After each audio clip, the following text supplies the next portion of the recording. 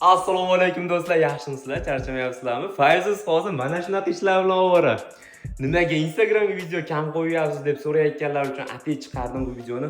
Hozir bu xonamiz 3 ga 4 xona edi. MDF qilgandan keyin 280 ga 390 atrofida xona qoldi. Mebelni spanlikni o'zim yasashga qaror qildim do'stlar. Videoga like bosib, kommentariyada omad so'zini yozib qoldinglar. Bu men uchun motivatsiya bo'ladi do'stlar. Bundan keyingi videolar spanlikni qanaqa holatda yasaganim to'g'risida bo'ladi.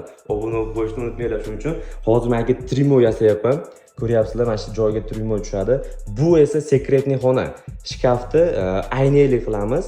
Zerkala o'zingiz ko'radigan aynali qilamizda, ochilgandan keyin ichkariga kirib ketamiz. Sekretniy xona bo'ladi. Ajoyib ko'rinishda, xudo xolasa. Do'stlar, sizlarni menga beradigan yordaminglar shu videoga like bosib, kommentariyada omad so'zini yozib qoldiringlar.